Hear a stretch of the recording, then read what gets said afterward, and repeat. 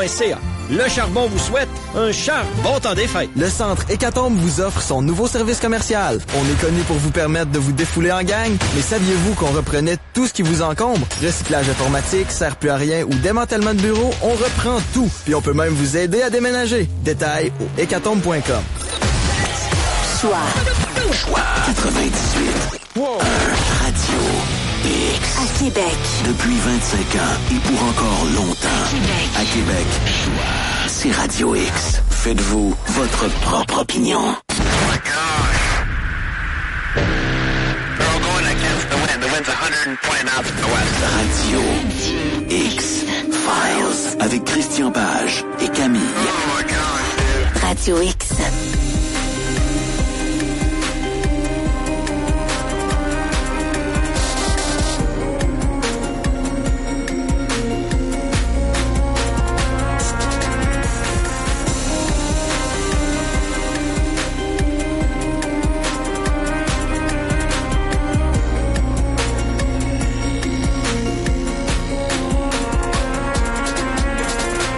Ça va vite ce soir, j'avais encore des collègues il y a à peine 2 secondes qui s'affairaient à sortir du studio. Je vous mets pas dehors, mais je vous mets un petit peu dehors. Salutations à Louis et Robbie. Bienvenue sur les ondes de Choix Radio X à 19h02. On entame cette deuxième émission de Radio Experts cette semaine. Camille Bergeron qui vous accompagnera ce soir.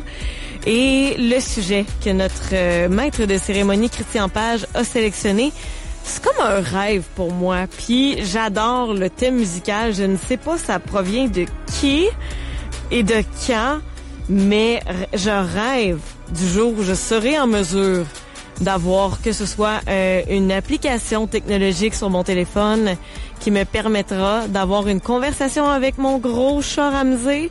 Mais moi aussi, j'aurais envie de parler aux animaux.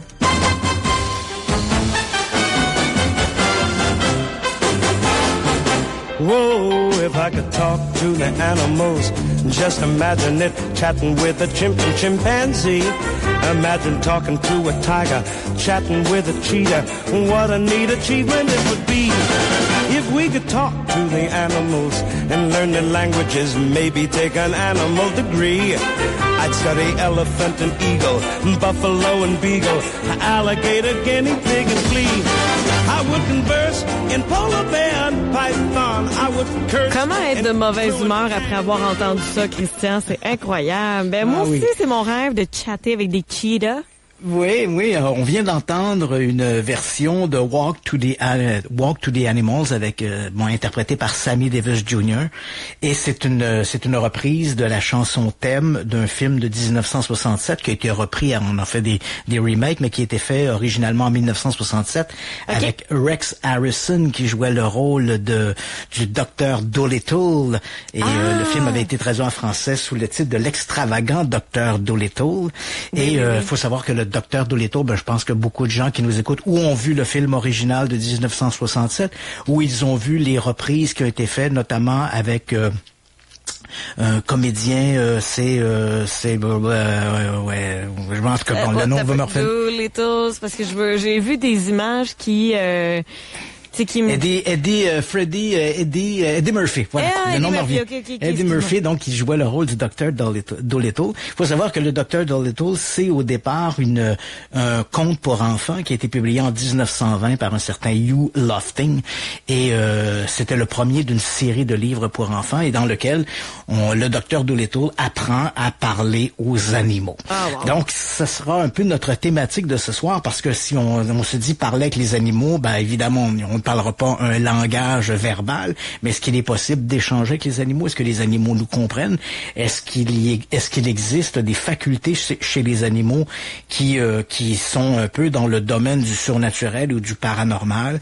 Je pense que tous les gens qui nous écoutent, tous les gens qui sont des amoureux des animaux auraient sans aucun doute tous une anecdote à nous raconter par rapport à les animaux. Moi, j'avoue que je suis un très grand amoureux des animaux. J'ai sur mon balcon une cabane pour les chats errants. Je nourris les opossums. Ben oui, je nourris les opossums, je nourris les écureuils. Dis-moi que t'en as au moins un par année, un petit chat qui a froid, là. Oui, absolument. Donc, j'ai même mis dans le fond de cette petite cabane à l'extérieur un pad chauffant qu'on part tous les soirs. Oh my God, c'est ça. OK, non, mais c'est le nec plus ultra ton affaire. Oui, c'est un hôtel pour chats, là, tu vois. Oh! Et à la maison, j'ai 2 chats siamois. Qui sont un peu comme mes enfants. Donc, OK, t'en as pas juste un, t'en as 2. J'en ai 2, j'ai 2 chats siamois. Et écoute, moi, je sais pas s'il faut croire aux pouvoirs paranormaux des animaux, mais une chose est certaine, je n'ai aucun doute sur la zoothérapie. Hein. Donc, la présence des animaux, c'est quelque chose de rassurant. Écoute, moi... Quand l'an dernier, je traversais cette période de chimiothérapie pour mon cancer, écoute, j'arrivais à la maison, puis bon, les gens qui nous écoutent, qui ont peut-être combattu cette terrible maladie, la chimiothérapie, c'est très difficile. Hein. J'arrivais à la maison, je retrouvais ma blonde, mes 2 chats venaient se coucher au côté de moi, entendre le ronronnement des chats. Ah, que ça fait bien. Ça avait quelque chose d'apaisant, ça avait quelque chose de rassurant, donc c'est extraordinaire. C'est donc à ce niveau-là, c'est sûr que les animaux, pour ceux qui aiment les bêtes, bien sûr, c'est quelque chose de réconfortant. Ben oui, je suis tellement contente qu'on soit les 2 full gaga là-dessus. Écoute, je me sens moins seule. Je vais te dire quelque chose qui peut paraître un peu absurde, mais j'ai eu un chat siamois entre 1987 et 2008. Donc, il est décédé, il avait 21 ans. J'ai dû le faire piquer parce qu'il était rendu très vieux. Mais 21 ans, c'est un record. Pour un chat siamois, c'est...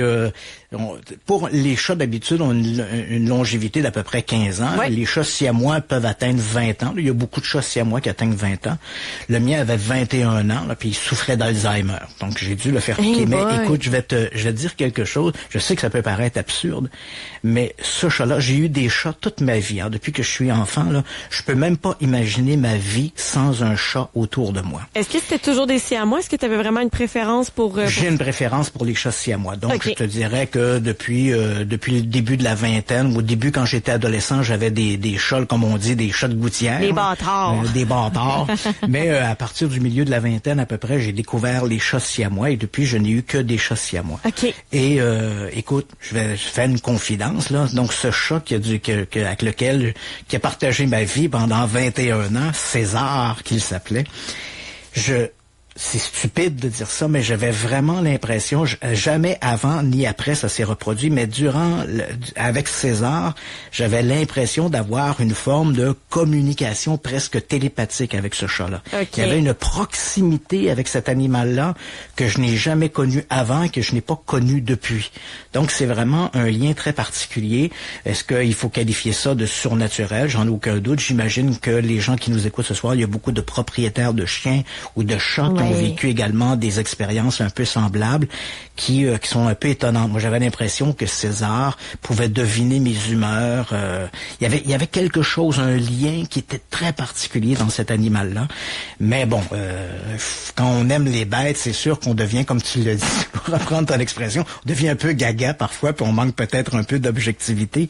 Mais c'est vrai que la relation que j'avais avec César était particulière. Mais c'est sûr que ça fait pas de mal à personne de penser qu'on peut avoir un lien spécial avec nos animaux puis une certaine connexion. Puis la preuve, c'est qu'on en fait une émission ce soir et je suis certaine que ça va venir chercher beaucoup d'auditeurs. Oui, sûrement. Et comme je le dis, à tout le moins, c'est sûr que quand on aime les animaux, ben leur présence nous est rassurante.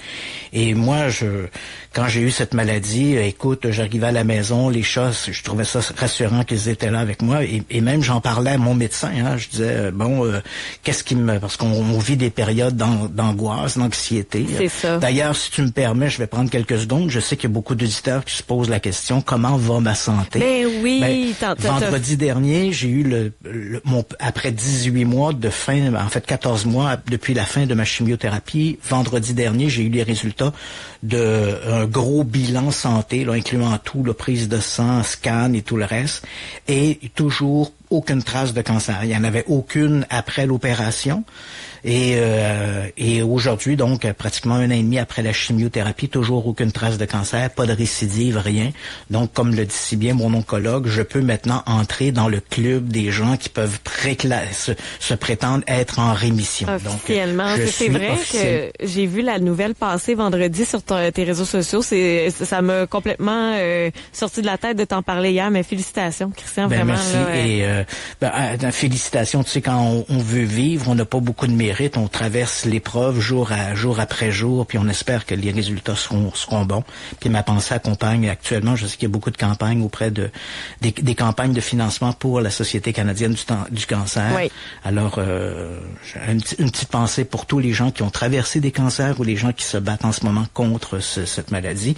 Mais bon, je veux pas m'apesantir sur ce sujet-là, mais bon, sachez que je vais bien, que les résultats sont très encourageants, que je suis en rémission et ça va bien et je me sens bien. Cancer. Ouais, c'est ça. Tu dis le mot de 4 lettres, F, le cancer.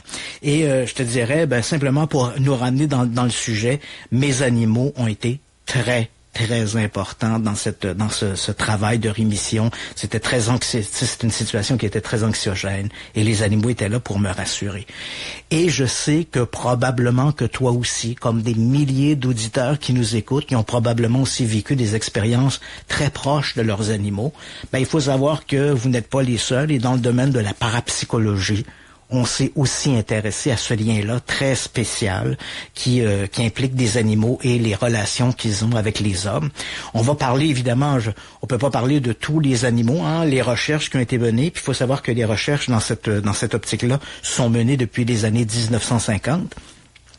C'est bien sûr principalement les chiens et les chats que l'on a étudiés parce que ce sont les animaux domestiques les plus répandus au niveau domestique, parce que les gens diront oui, mais on peut avoir des animaux domestiques autres, là. Il y a des gens maintenant, il y a comme un grand éventail. Il y a des gens qui ont des lézards, des serpents, des cochons, ou des oiseaux, des hamsters. On n'a pas fait des recherches sur tout, là, mais on s'est surtout concentré sur les chiens et les chats, et avec des résultats qui sont quand même parfois très surprenants. Si les gens qui nous écoutent ce soir voudraient approfondir, parce qu'on pourra pas passer à travers de tout ce soir, c'est un sujet qui est énorme, le psy-animal, comme on l'appelle dans le milieu de la parapsychologie, donc c'est un sujet énorme. Il faut savoir que l'un des principaux chercheurs qui a donné ses lettres de noblesse un peu à cette recherche-là sur les animaux, c'est un chercheur britannique, un biochimiste et un scientifique des sciences naturelles, diplômé de Cambridge, quand même pas n'importe quoi. Il est membre également de la Frank Knox Fellows, qui est une société savante de Harvard. Là aussi, c'est pas la moindre. Donc, c'est le docteur Rupert Sheldrake. C'est vrai aussi qu'il a été très critique sur la science. Il s'est souvent prononcé en disant, la science a peut-être des paradigmes qu'il faudrait faire tomber. Il aurait peut-être, il a décrit souvent la science comme étant très monolithique quand il s'agissait de parler de parapsychologie. Donc, je prends pas position dans ce débat-là. Je n'ai pas la connaissance scientifique pour pouvoir me prononcer là-dessus. Ça lui a valu, bien sûr, des foudres de la communauté scientifique.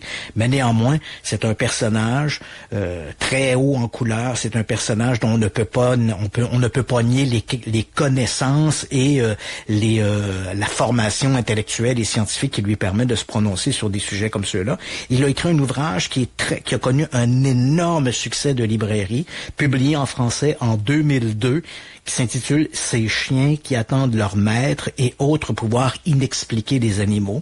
Ça a été d'abord publié, bien sûr, en anglais, traduit en français depuis 2002, et il est toujours disponible. On a fait des rééditions et des rééditions de cet ouvrage-là. Donc, les gens qui vous écoutent, qui voudraient approfondir un peu le sujet, il y a cet ouvrage-là.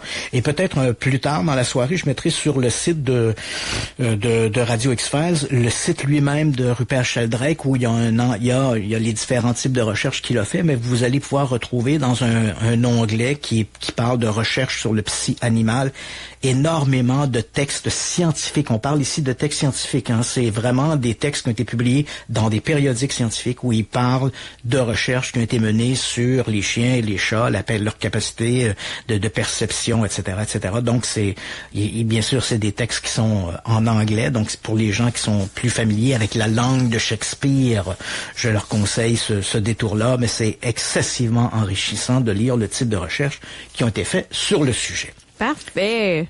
Cela étant dit, comme il est déjà 19h15.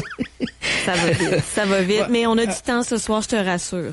OK, bon. Donc, il faut quand même regarder un peu ce qui a été attribué aux animaux, puis qu'est-ce que l'on doit savoir aussi à propos des animaux. D'abord, la première chose qui est très importante de retenir, avant même de s'engager dans des démarches d'ordre intellectuel sur oui, est-ce qu'il y a le psy, est-ce que les animaux sont capables de télépathie et autres, il faut accepter quelque chose. On a une tendance, nous les humains, à faire de l'anthropomorphisme.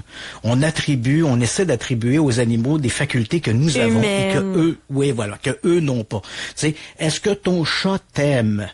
Ben, il t'aime probablement, mais pas dans le sens que toi tu l'aimes. Hein? Donc, il faut accepter ces notions-là. Les animaux, bien sûr, c'est intéressant parce que même dans la psychologie animale, je parle pas de parapsychologie, là, je parle vraiment de psychologie animale. C'est une voie qui est en développement. Il y a de plus en plus de recherches qui se fait dans ce domaine-là. Au cours des 20 ou 30 dernières années, on s'est penché sur les capacités cognitives des animaux et on a découvert plein de choses. Hein? Il y a 30 ans, par exemple, on croyait que seuls les primates avaient conscience d'être, les primates incluant nous, bien sûr, les humains, mais également les chimpanzés, les gorilles, donc les primates supérieurs. On croyait que c'était les seuls animaux qui avaient une conscience de leur existence. Donc, ils sont conscients qu'ils existent. Mais aujourd'hui, on sait que c'est faux. Hein? Il existe au moins une dizaine de variétés d'animaux qui ont conscience qu'ils existent. Hein? Les chiens et les chats, par exemple, on sait maintenant qu'ils ont cette conscience-là qu'ils existent. Les êtres humains, on reste encore la seule espèce qui peut anticiper sa propre mort. On sait qu'on va mourir. Les animaux ne savent pas ça. Même le chien le mieux dressé ne sait pas ça non plus. Donc, on est les seuls qui sont... si ça pressent le danger? On va revenir là-dessus. Hein? Il y a plein de choses qu'on dit à propos des animaux. Et et je sais qu'il y a toujours ce débat entre les amoureux des chats que je suis et les amoureux des chiens, hein, de savoir lequel des animaux est le plus intelligent. Oui, OK. Bon, il faut savoir que, je donne un indice, là, mais il y a pas de chien, il y a pas de chat dans la police. Hein? Ouais. Et c'est très drôle. Je fais une micro-parenthèse avec toi, Christian, parce qu'on a dans le Spacecast un chroniqueur sur la guerre et il nous a parlé de l'époque où la CIA a essayé d'avoir des chats espions mikés, là, et ça a été un flop.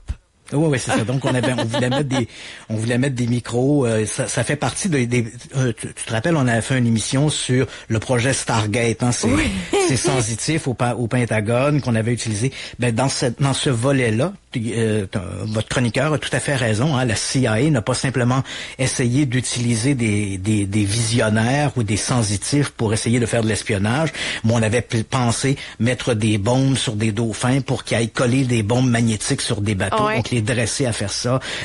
On avait pensé placer des caméras sur des chats ou des chiens, puis surtout des chats, pour les envoyer dans des lieux pour pouvoir espionner. Un chien, c'est plus visible. Un chat, qui se préoccupe d'un chat, tu vois?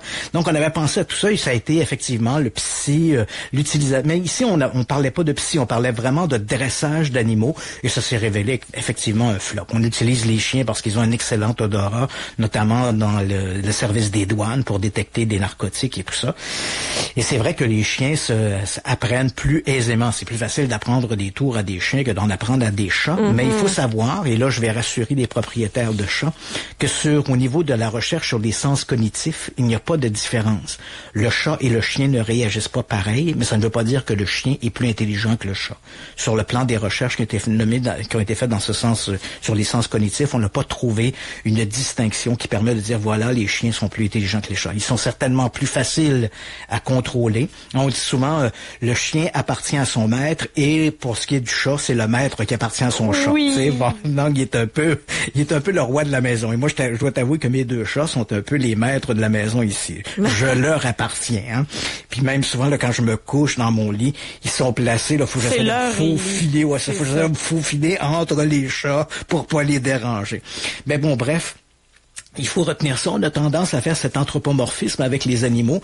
Les animaux n'ont pas les mêmes sens cognitifs que les humains. Hein. Ils ne voient pas les choses comme nous, entendent pas les choses comme nous.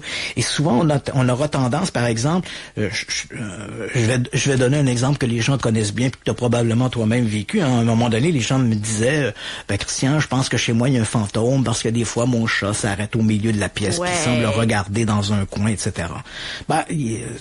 lorsqu'arrive l'automne et l'hiver, puis tu pars ton calorifère, tu vois tes rideaux qui bougent légèrement. S'ils sont sous le calorifère, ils vont bouger. Pourquoi? Parce que l'air chaud monte, il fait un mouvement dans l'air, déplace de l'air. Toi, tu ne vois pas ça. Tu vois tu sais qu'il y a la chaleur qui monte parce que tes rideaux bougent, mais ton chat, lui, il voit la chaleur. Il voit la chaleur comme toi lorsque tu circules l'été sur une route en asphalte. Tu vois c'est très, très chaud. Tu vois comme, parfois on a même l'impression qu'il y a comme de l'eau sur la chaussée, Puis en fait, c'est le dégagement de la chaleur qui crée ces effets miroirs. Donc, toi, tu le vois lorsque c'est très intense sur une chaussée très chaude, mais les chats ont la capacité de voir ces mouvements de chaleur. Donc, quand ton chat regarde la fenêtre, ça se peut qu'il y ait un fantôme, je peux pas me prononcer, mais ça se peut aussi qu'il voit simplement la chaleur, puis ça a attiré son attention parce qu'il voit un peu ces vagues qui montent. C'est un peu la même chose avec les chiens qui ont un odorat qui est extraordinaire, une ouïe extraordinaire. Donc, si ton chien soudainement lève l'oreille, c'est pas parce qu'un fantôme lui parle, ça se peut qu'il ait entendu dans la rue quelque chose que toi, tu n'as pas entendu. Donc, il faut faire attention. Les animaux leurs sens ne sont pas identiques aux nôtres, donc ils voient et entendent des choses différentes de nous. Et ça ne veut pas dire que ce soit de nature surnaturelle.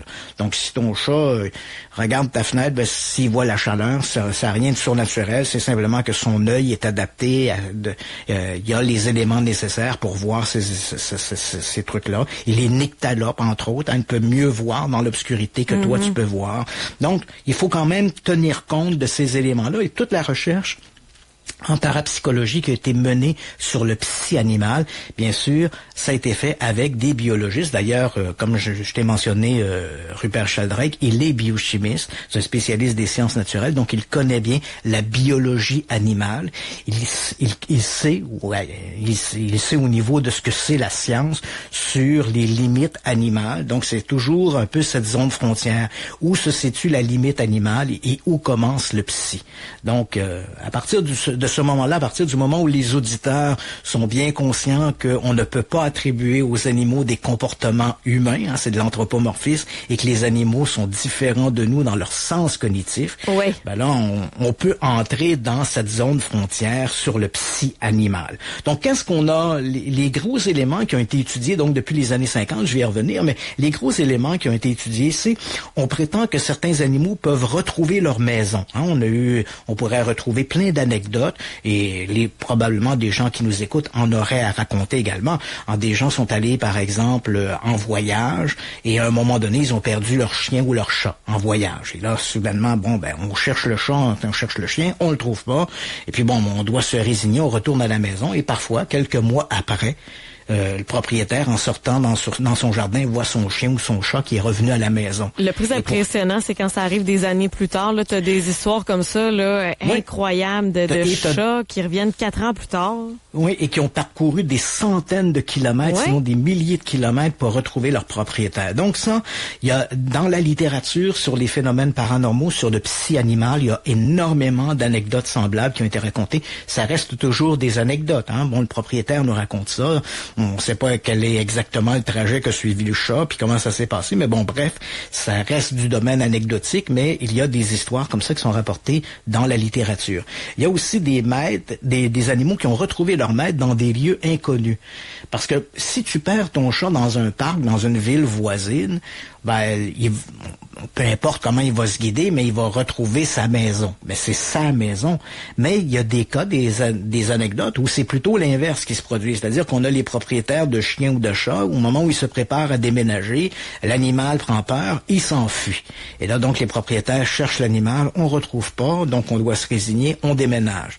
Et quelques mois, quelques années après, parfois, l'animal arrive et débarque dans la cour de cette nouvelle maison. Là, ici, c'est étrange parce que l'animal n'a pas retrouvé sa maison, il a retrouvé son maître, mais il a dû se taper des zones, des régions qu'il ne connaissait pas, qu'il n'était pas familier. Donc, il a traversé des centaines de kilomètres dans des lieux qui lui sont tout à fait inconnus pour retrouver son maître. Donc là aussi, on a des anecdotes qui sont rapportées dans la littérature là-dessus. On a aussi des histoires où on dit que les animaux ont averti leur maître d'un danger, généralement un danger naturel qui était imminent. Tremblement de terre, un tsunami, une éruption volcanique, ce genre de trucs. Donc les animaux ont eu des comportements étranges avant que le séisme arrive, et ce qui avait quand même alerté un peu leur maître. Et même, il y a des recherches qui ont été menées, on va en parler, mais des recherches qui ont été menées, notamment en Californie, sur le comportement des animaux, principalement dans les zoos, avant les tremblements de terre. On sait que les tremblements de terre sont plus fréquents en Californie. On ne parle pas nécessairement de grosses secousses, mais même des petites secousses. De quelle façon les animaux, est-ce que les animaux l'ont ressenti et comment l'ont-ils manifesté, cette perception? Et puis on raconte aussi que des animaux auraient perçu la mort de leur maître à distance. Donc un animal, à un moment donné, pour des anecdotes, il y en a plein, des gens qui sont allés par exemple au combat durant la guerre du Golfe, et à un moment donné, un des soldats a été abattu, et dans la littérature, on a le récit de son épouse aux États-Unis qui dit ce jour-là, avant même que les militaires viennent nous informer que cogner à la porte pour dire madame, votre mari est décédé, elle raconte que 2 jours avant, donc qui correspond à peu près au moment où le mari en question a été tué sur le terrain de la guerre. L'animal avait des comportements, le chien s'est mis en boule, a commencé à creuser, il allait se cacher sous le balcon de la maison, donc la propriétaire a remarqué que son animal avait un étrange comportement, et elle a dit, à partir de là, je savais qu'il était arrivé quelque chose à mon mari, et j'ai été qu'à demi surprise lorsqu'on est venu cogner à ma porte pour m'annoncer que mon mari avait été tué dans une embuscade. Donc on a des récits comme ceux-là. Comment est-ce que l'animal peut percevoir ça? Donc on va voir ce soir que c'est un sujet qui a intéressé les scientifiques, et également des gens qui ont raconté que leurs animaux avaient détecté des choses un peu inhabituelles. Par exemple, dans la littérature, on a des récits de gens qui ont eu des crises d'épilepsie ou encore des crises cardiaques, et avant même que la crise se déclenche, ils ont vu un comportement inhabituel sur leur animal. Donc, ça va être intéressant d'exploiter ce côté-là, Christian, parce qu'il y en a des chiens qui sont soi-disant entraînés pour ressentir ça. Donc, et c'est un peu le résultat de ces recherches-là. Donc, est-ce que des gens, par exemple, ont dit, je savais pas que j'avais développé une tumeur, par exemple, mais je te donne cet exemple-là que j'ai en mémoire pour l'avoir lu récemment dans la littérature. Oui. Une dame qui avait développé une tumeur au foie, elle racontait que depuis quelques semaines, son animal, un petit chien, se couchait sur elle, puis il sentait toujours comme cette partie-là de son abdomen. Et elle trouvait ça un peu curieux, alors qu'il n'y avait pas cette attitude-là avant. Puis même parfois, il prenait ses pattes comme s'il voulait gratter à cet endroit-là. Et éventuellement, la dame, en faisant son bilan annuel médical, le médecin a noté qu'elle avait au foie un début d'une tumeur cancéreuse, exactement là où l'animal avait présenté un peu ce comportement étrange. Dans la littérature médicale, aussi, on a des cas qui ont été rapportés où un individu qui avait quelques minutes avant a vu soudainement son chien ou son chat s'affoler, et il a fait une crise cardiaque. Mais c'est comme si l'animal, quelques minutes avant, avait ressenti ce trouble imminent, ce malaise imminent, et l'avait manifesté par des comportements inhabituels. Donc ça aussi, ça fait l'objet de recherches dans le domaine scientifique. Et on va donc parler de ces différents items-là. Qu'est-ce qu'on a pu déterminer, puis quelles sont les recherches? Parce qu'il faut comprendre que quand on travaille avec des animaux, c'est toujours très difficile, parce que les animaux, malheureusement, on n'est pas le docteur Dolittle, donc on ne peut pas parler avec les animaux. Donc on a essentiellement que des données statistiques qui nous permettent de déterminer si le hasard a joué. Est-ce que c'est essentiellement le hasard ou s'il y a autre chose qui a joué? Et s'il y a autre chose qui a joué, est-ce que c'est quelque chose d'autre que les simples facultés naturelles, pas humaines, mais les facultés naturelles qu'on retrouve chez certains animaux. Donc, on va essayer de regarder ça. Je sais qu'on n'aura pas le temps de tout faire, mais on va quand même essayer de regarder ce qui a été fait rapidement. Donc, les premières recherches remontent aux années 1950. Elles ont été menées par Joseph Rhines. Je t'en ai déjà parlé. C'est le père de la parapsychologie moderne. Dans les années 30, au tournant des années 20, 1930, J.B. Rhines, qui était attaché à l'université Durham en Caroline du Nord, a commencé à s'intéresser au phénomène de parapsychologie en prenant des distances par rapport au mouvement spirit qui était apparu quelques décennies plus tôt. Les gens se réunissaient autour de tables, communiquaient avec les esprits. Et là, peu à peu, les scientifiques scientifiques ont commencé à se poser des questions, mais s'il y avait autre chose, quelque chose de plus important que simplement cette idée de communiquer avec les revenants. Donc, on a vu apparaître les premiers intérêts pour la parapsychologie et vraiment la parapsychologie instrumentale avec des méthodologies scientifiques. Elle est arrivée au tournant des années 1920-1930 et l'un des pionniers a été Joseph Rhines qui s'est intéressé à ça. Et donc, à partir des années 50, donc après avoir exploité différentes avenues avec la télépathie humaine, la psychokinésie, télékinésie, clairvoyance, prédiction et tout le reste, à partir des années 50, Joseph Rhines va développer dans son équipe des gens qui vont s'intéresser au psy-animal. Et durant cette période de recherche, ils vont documenter plus de 500 cas où il y a eu des comportements animaux qui dépassaient les facultés que l'on attribue aux animaux. Donc quelque chose qu'on ne pouvait pas expliquer en disant simplement c'est parce que les chiens entendent mieux, c'est parce que les chiens ont meilleur odorat. Non, ici on était en présence réellement d'éléments qui semblaient dépasser ces facultés-là. Bon, parmi eux, bien sûr, il y avait un peu dans les catégories que je t'ai énoncées, il y avait le pressentiment du retour du maître, le pressentiment d'un danger naturel qui était imminent, le pressentiment de la mort de leur maître à distance. Il y avait aussi le sens de l'orientation extraordinaire, comme par exemple retrouver la maison, là. Et je t'ai sorti quelques petites anecdotes ici, là, tu sais, l'idée de retrouver la maison. J'ai ici l'anecdote qui est parue dans les comptes rendus de Joseph Rhines en août 1923. Bobby, un mi-berger anglais écolé, perdu quelques 6 mois plus tôt lors de vacances avec ses maîtres en Indiana, rentre chez lui à Silverton, en Oregon, après avoir parcouru plusieurs milliers de kilomètres. Donc, c'est quand même étonnant. Donc, on amène le chien, on le perd, et puis il rentre à la maison après avoir parcouru des milliers de kilomètres. Donc, ça, c'est le genre de truc qui a intéressé Rhines. Ils ont aussi l'idée un animal va retrouver son maître dans un territoire qui lui est inconnu. Là encore, on a des anecdotes. Je t'en cite une.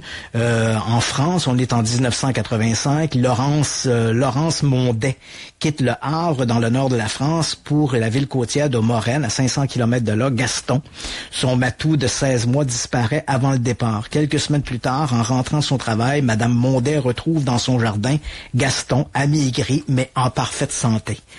Donc, ici, ce qui est étonnant, c'est que Gaston, il a trouvé un lieu qui ne lui était pas familier. Il n'a pas simplement rentré à la maison. Il a vraiment retrouvé son maître. Et donc, ça, c'est le type d'anecdotes qui ont intéressé Rhines. Et parmi les recherches qui ont été menées en laboratoire à cette époque, on a essayé de démontrer, est-ce qu'il y a réellement un lien d'amour? C'est sûr que l'amour, la façon dont nous, les humains, on la détermine, et la façon dont les animaux l'ont, c'est pas tout à fait la même chose. Mais est-ce qu'il y a cette espèce de lien qui peut exister de manière affective entre les humains et les animaux, parce que est-ce que ton chat il t'aime uniquement parce que tu lui nourris et tu lui donnes de la nourriture puis tu nettoies sa litière, puis clairement il m'aime plus que ça. C'est ça. Donc, et voilà, la recherche qui a été menée par un des parapsychologues qui travaillait en collaboration avec Joseph Rhines, un type qui s'appelle Carlis Ossis, qui est bien connu dans le milieu de la parapsychologie, a fait notamment des recherches avec des chats. Et il constatait, par exemple, que les chats, si on les mettait dans des pièces, et on mettait, par exemple, dans des pièces séparées. Imagine-toi une pièce, et qui donne une pièce qui est comme au centre, et que de chaque côté, il y a une porte qui s'ouvre.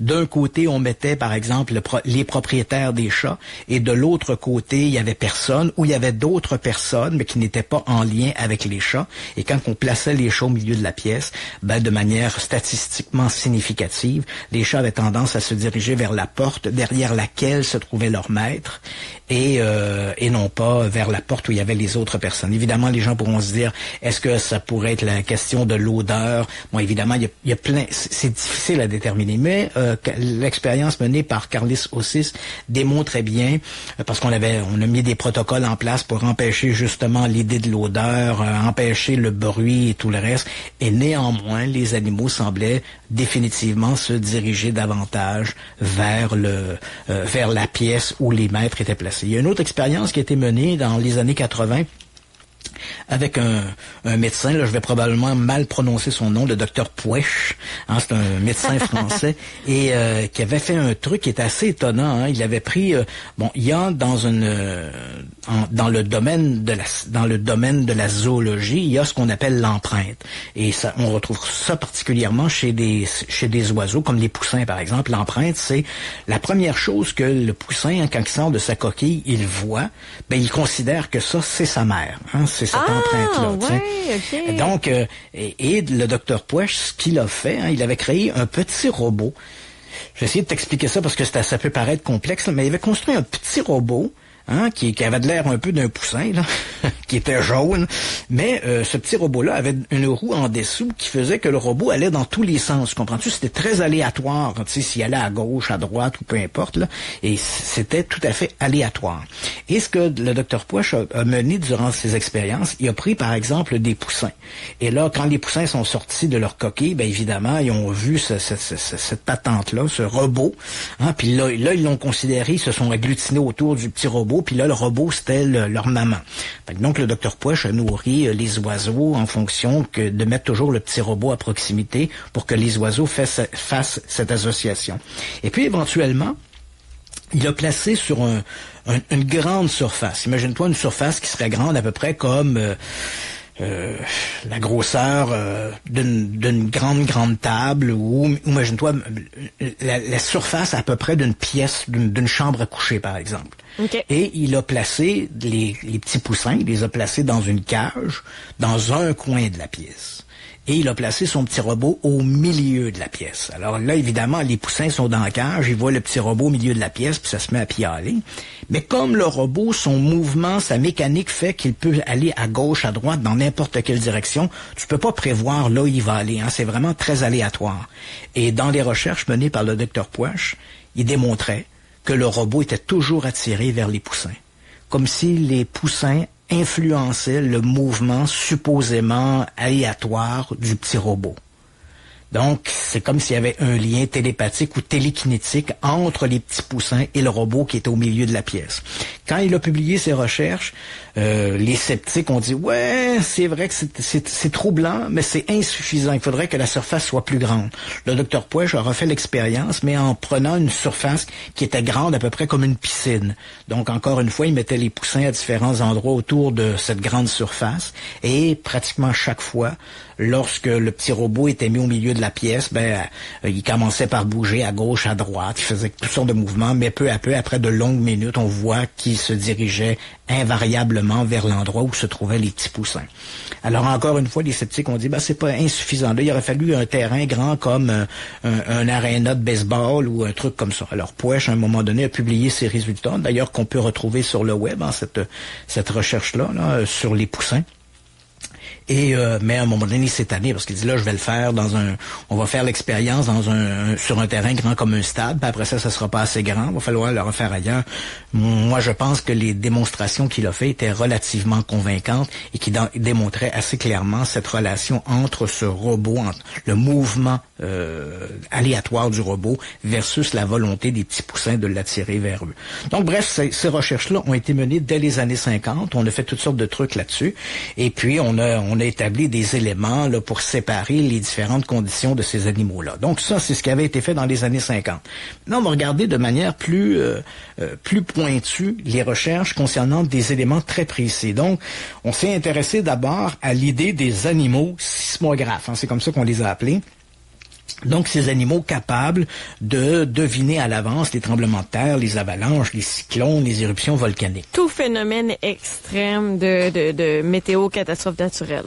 Voilà. Et parmi les recherches que l'on a fait, on avait remarqué, par exemple, que lorsqu'il y avait des tremblements de terre ou des trucs comme ça, il y a des animaux dans des jardins zoologiques, par exemple, notamment le zoo de San Diego, où on avait fait des recherches. Et effectivement, on avait constaté que dans les minutes qui précédaient un tremblement de terre, les animaux semblaient être beaucoup plus agités.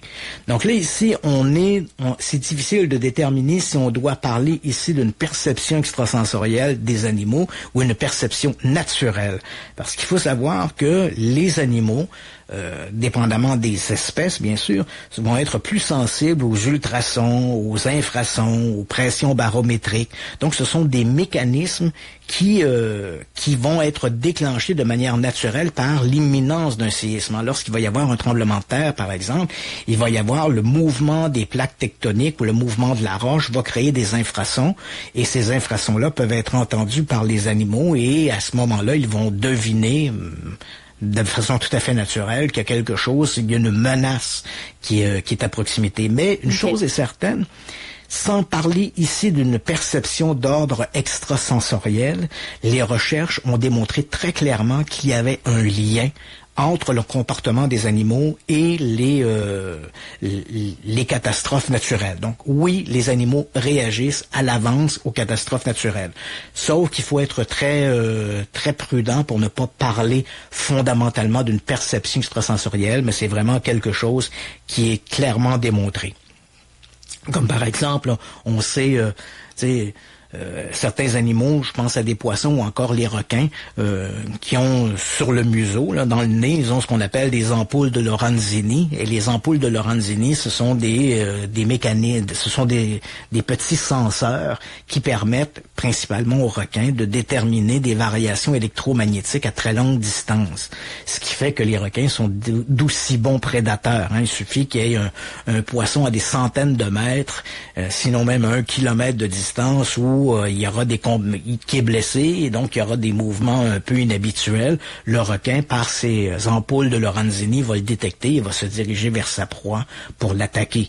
Donc, c'est pas surnaturel, c'est naturel, mais c'est vrai que ce sont des comportements qui nous laissent un peu pantois, parce que on n'a pas, nous, ces facultés-là de percevoir à l'avance des tremblements de terre, des cyclones ou des trucs comme ça, à moins de s'en remettre à Miss Météo, mais c'est pas toujours fiable.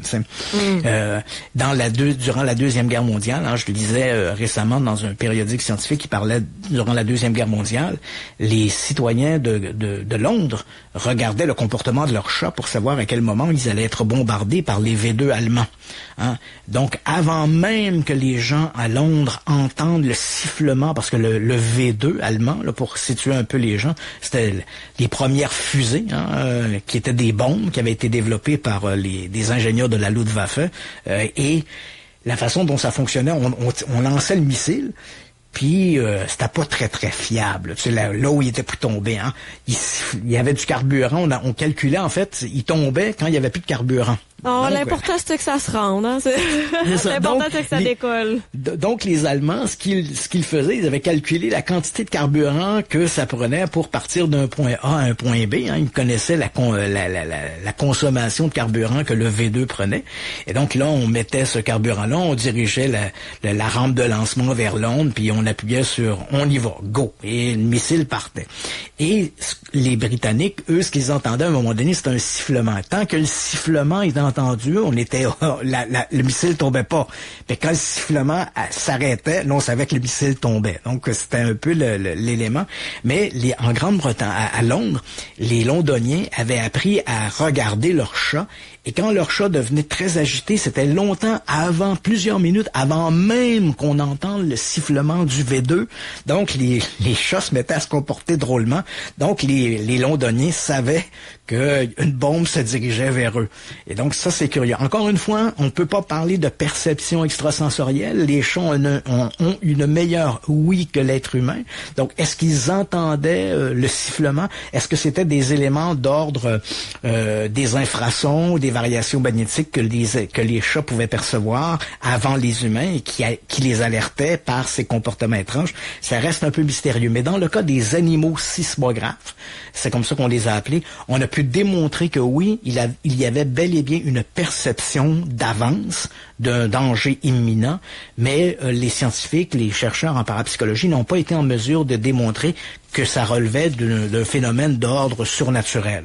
Donc, on doit regarder d'abord la biologie de l'animal avant de se prononcer là-dessus. plus étrange, hein, il y a ce qu'on a appelé les animaux annonciateurs de mort.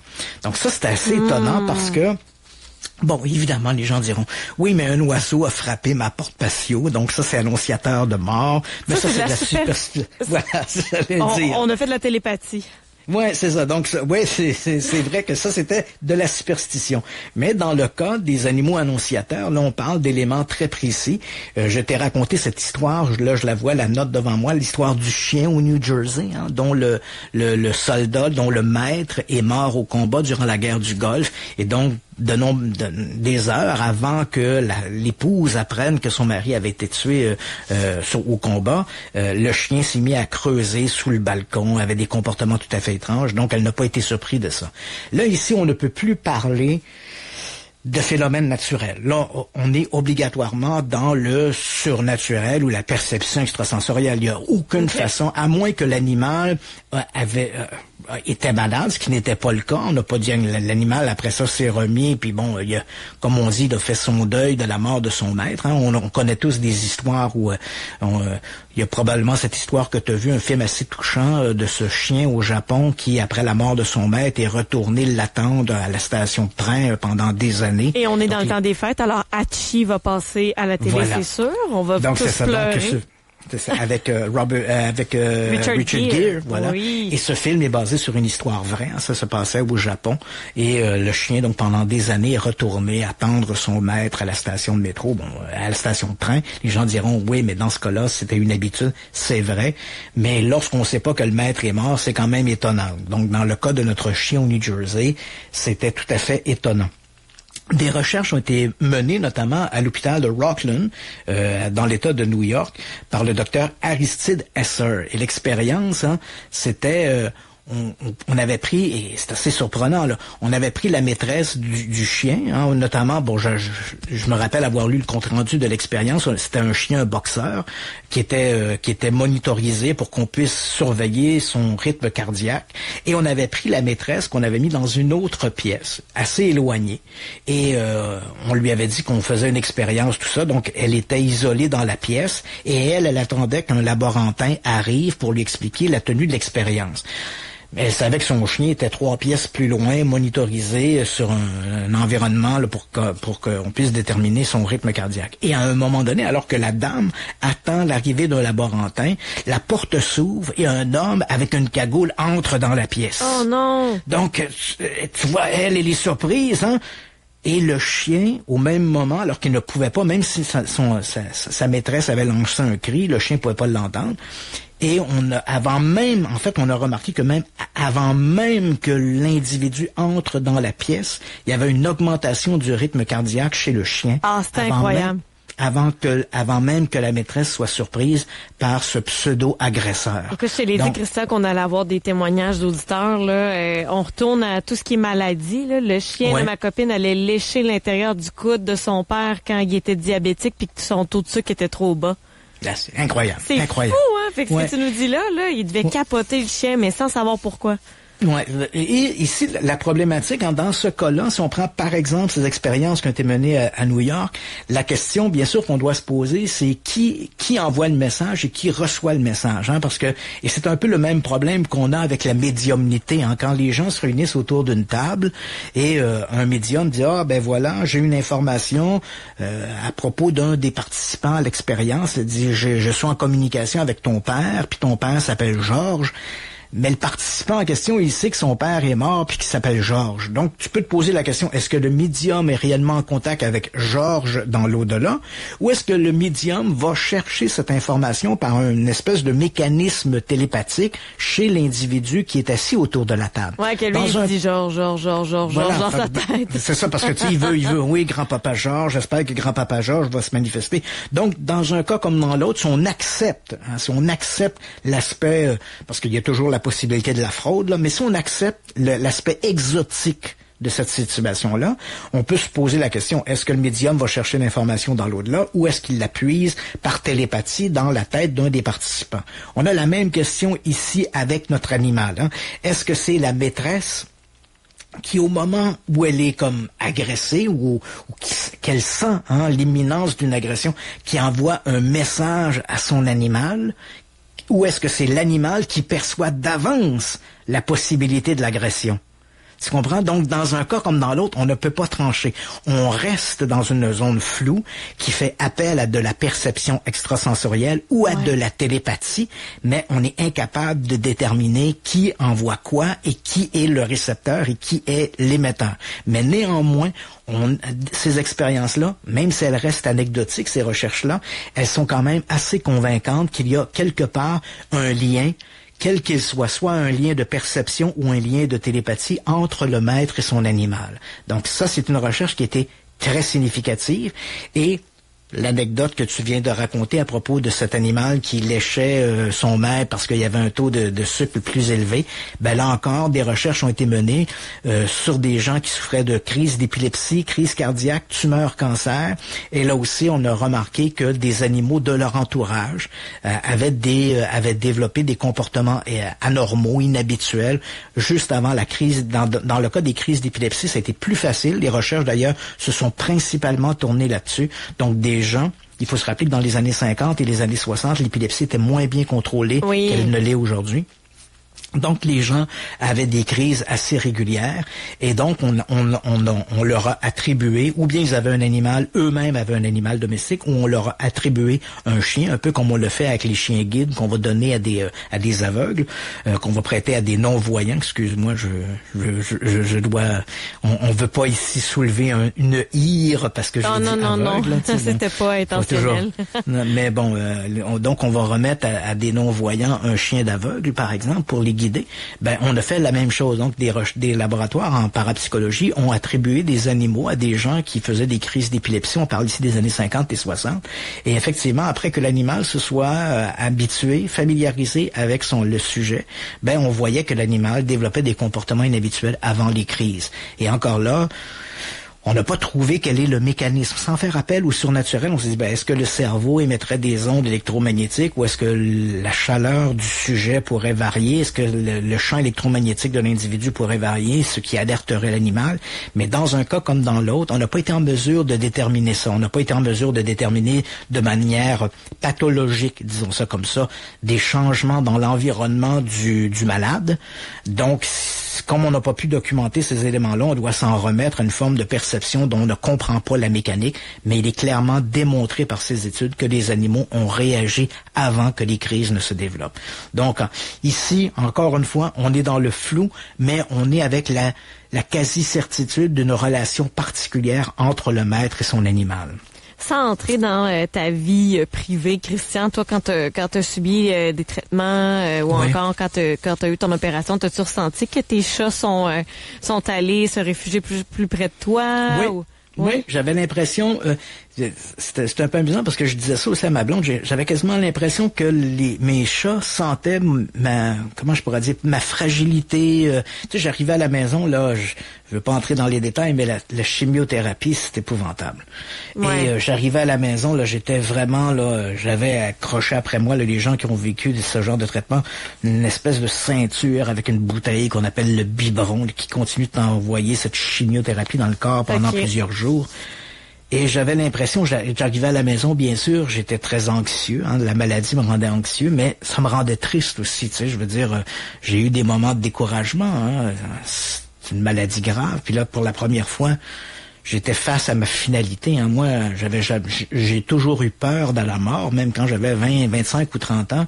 Si des amis parlaient de la mort autour de moi, je me levais de table puis je m'en allais. Tu sais, c'est un sujet qui était tabou. C'est un sujet qui était tabou. Donc, quand est arrivée la maladie et que mon médecin me dit, voilà, tu as un cancer, c'est sûr que pour la première fois, j'étais face à ma finalité. Là, je dis, est-ce que c'est fini pour moi? Là, tu sais, là, donc, j'arrivais à la maison triste, découragé, anxieux. Et j'avais l'impression qu'effectivement, mes animaux étaient plus colleux, comme s'ils pouvaient presque ressentir mes émotions. Mais encore une fois, c'est un gaga des chats qui te dit ça, tu sais, donc ça vaut quoi? Mais j'avais vraiment cette impression-là. Mais évidemment, ça reste anecdotique, j'ai pas pu documenter ça d'aucune manière, mais j'avais ce sentiment-là qu'il y avait quelque chose qui se passait, tu sais. Wow. Mais bon, les recherches qui ont été menées semblent bel et bien démontrer qu'il y a ce lien-là qui est non naturel, disons ça comme ça, à tout le moins, qui n'a pas été documenté de manière naturelle entre le maître et son animal, et principalement dans des cas, les cas les plus significatifs. Moi, pour avoir lu ces études-là, l'histoire parce qu'on le fait notamment avec l'histoire du chien que je t'ai parlé, dont on relevait le rythme cardiaque, mais on a également utilisé d'autres animaux, et avec encore une fois cet aspect d'agression, on a utilisé également des chats, pas toujours les mêmes chats, pas toujours les mêmes chiens, pas toujours les mêmes maîtres, mais toujours dans des situations où le maître était placé dans une situation soit d'agression, une situation anxieuse. Un laborantin rentrait dans le bureau, puis il disait « il y a quelque chose qui est arrivé », puis il ressortait sans dire au sujet ce qui s'était passé. Donc, tu comprends que ça crée une inquiétude, et dès qu'il y avait une inquiétude chez le maître, on pouvait constater chez l'animal qui était placé dans une autre pièce, plus loin, à un autre étage dans l'édifice, on enregistrait des comportements inhabituels, une augmentation du rythme cardiaque. Une petite agitation. Ouais, c'est ça. Donc, ça, c'est très, très troublant, tu sais. Ensuite, ce qu'on a essayé de démontrer, c'est est-ce que les sont capables de percevoir de l'invisible? Et donc là, évidemment, on commence à rentrer vraiment dans l'univers. Donc, on avait déjà des recherches qui avaient été menées où on avait pu déterminer que des animaux semblaient vraiment avoir des liens cognitifs avec leur maître qui dépassaient les simples fonctions naturelles de leurs habilités. Et là, tout d'un coup, on s'est dit, bon, OK, ça a été démontré. On peut pas vraiment aller plus loin. On travaille avec des animaux. Quoique, au cours des 10 ou 15 dernières années, j'ai vu des recherches en laboratoire qui ont été menées avec une augmentation comme il y a une nouvelle technologie qui nous permet de mieux documenter les comportements animaliers, on voit que la recherche devient de plus en plus pointue pour essayer de faire la distinction entre ce qui est naturel et ce qui n'est pas naturel. Mais on s'est aussi intéressé à cette idée parce qu'on a tous entendu parler, mon chien, mon chat détectent des entités, etc. On en a un par texto qui dit que son chien grogne toujours au même endroit dans la maison. Donc c'est ça. Donc on a essayé de documenter ça. Donc on a commencé d'abord, on a pris un sujet, je regarde ici la note, on est dans les années 70, l'expérience la plus importante qui a été menée, elle a été menée avec un individu qui s'appelle Kate Harary, ça se passe à New York, et ce Kate Harary a la prétention de pouvoir faire des voyages astraux. Donc il est capable, semble-t-il, de sortir de son corps et d'aller visiter des lieux. Alors ce qu'on a proposé, c'est de lui demander d'aller dans une pièce où il y avait des animaux, donc qui pouvaient être dans un autre bâtiment, à un autre étage, mais éloigné. Donc, on lui a demandé, en faisant cette sortie hors corps, d'aller dans ce lieu, de visualiser le lieu et d'aller voir les animaux qui se trouvaient là. Et crois-le ou non, on a constaté qu'il y avait des comportements lorsque le sujet faisait ses soi-disant voyages astraux, je me prononcerai pas trop là-dessus, mais il y avait effectivement des comportements inhabituels chez les animaux. Je regarde ici les notes qui avaient été prises. On avait placé différents types d'animaux. Il n'y a pas eu de réaction perceptible avec les reptiles et les rongeurs. Donc, on avait mis dans cette pièce différents types d'animaux. On n'a pas remarqué d'éléments ou de comportements significatifs. En revanche, des chatons qui étaient âgés de 7 semaines, eux, ont réagi fortement à l'expérience. Donc, lorsque ce voyageur astral passait de la pièce où il se trouvait, dans la pièce où se trouvaient les animaux, on avait un groupe de chatons de 7 semaines qui réagissaient fortement. On a remené l'expérience en prenant seulement les chatons qui étaient placés dans une pièce et notre médium, appelons-le comme ça, Kate Harary, faisait donc cette sortie hors corps et il allait voir les chatons. Et crois-le ou non, au moment où l'expérience se passait, les chatons se mettaient à ronronner. Parce que lui, dans son voyage astral, il arrivait dans la pièce, il caressait les chatons, il les flattait, et curieusement, au même moment, de manière significative, ça se produisait pas à tous les coups 100%, mais au-delà du hasard, les animaux, les chatons se mettaient à ronronner. Et quand on regardait le nombre de fois qu'ils s'étaient mis à ronronner durant l'expérience, on défiait les lois du hasard.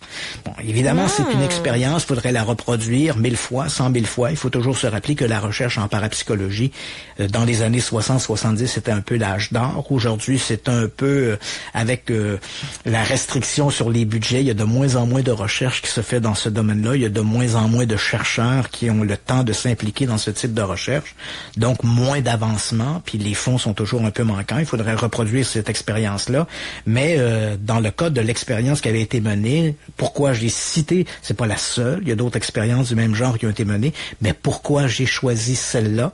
Ben parce qu'elle a été excessivement significative.